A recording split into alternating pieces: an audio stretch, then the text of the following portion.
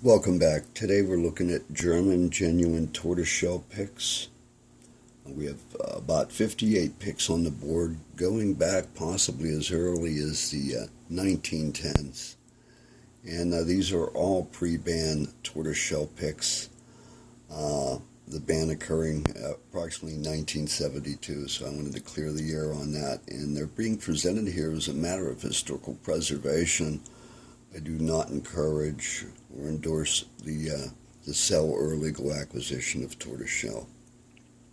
At one time, tortoiseshell was one of the most popular materials, as well as ivory, for making guitar picks. And at that time, they weren't known as guitar picks. We're talking 1900s and before.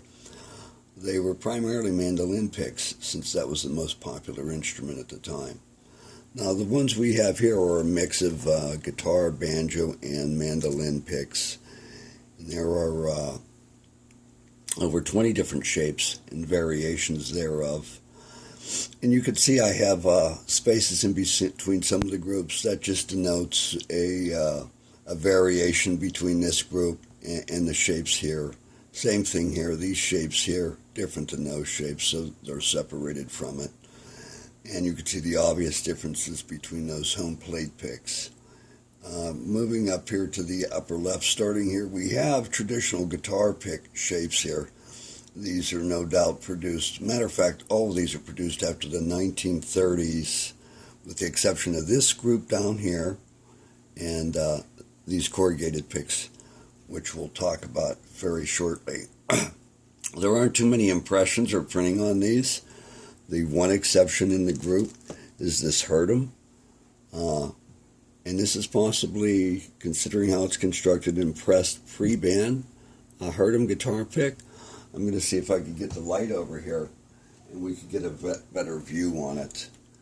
Sometimes it just doesn't show up right. So there's that Herdem pick, beautiful Herdem pick, and you have a circle in the center, and there was a number there that has worn off that denotes the gauge, how thick it is.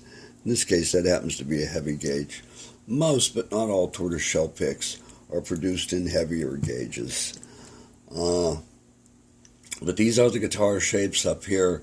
Down here we have banjo shapes, and over here we just have a mix. The propeller was very popular in 1920s, 30s, and 40s. And then we have mandolin shapes, as you could see right here. This little line coming down here, I just happen to put them in there because they're what I refer to as one-ofs.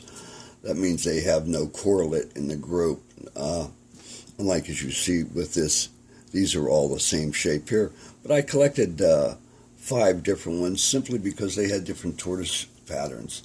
Now, unlike celluloid, genuine tortoiseshell cannot be dated by its appearance, where celluloid generally has a period of production spanning about 10 years. Most celluloids, not all, but most.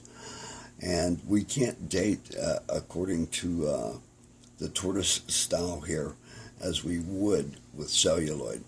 Now let's move over to some of the ones that are quite unique. Obviously I mentioned that propeller, but you see we have at least 3 different shapes here, and again another variation of a home plate shape down here. And as I said, I segregated those for a reason.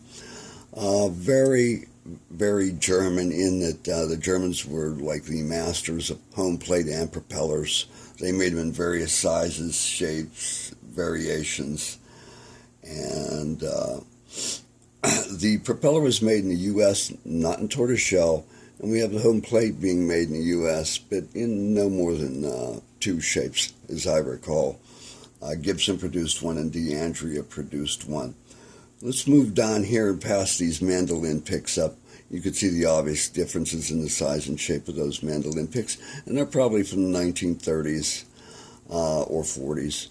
But we have these ones down here that we know are 1920s, 1930s, simply because this particular shape variation was common back then, but not much seen after the 1930s. And it has to do with the way the shoulders are tapered right here. You see they got a sharper taper, almost coming to a point, unlike this one, which is very rounded there. So this is close to a surfboard shape down here, and very unique shape to find. I have 3 that I've accumulated from the Germans over a period of 25 years, so there's not many of them out there. Moving down here, we have the corrugated picks. These are hand-lined tortoiseshell corrugated picks. They were actually etched in there by hand. Here's another variation. This is done with a machine, a rotary machine. And then this one here, someone obviously did that, just scratched that in there.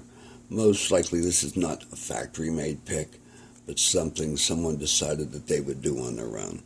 So corrugated tortoiseshell also very difficult to come by. But I want to move over to this group that I'm shining the light on right now. And the reason I point them out is they're possibly 1910, 1920s, no later than that, because of the surface of the celluloid. It's wavy, it's not perfectly flat. In the early days, as Tony DeAndrea described, tortoiseshell was actually flattened by using mallets, and that produced an imperfect surface on them.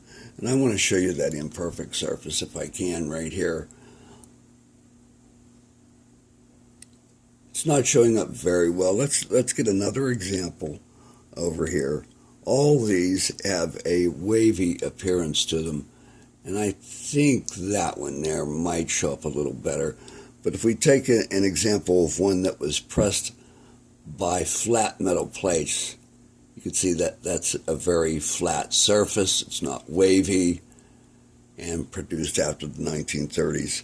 So this entire group in here of 10 or 11 picks is 1920s or possibly earlier. Not a lot more to tell you about these. We could go on, but it's a lot of minutia. So I'll spare you. Just take a good look at them and reference those for your own historical benefit and knowledge. Joe Macy at findpick7@yahoo.com. Glad you joined me today, and there'll be more videos to follow. Take care.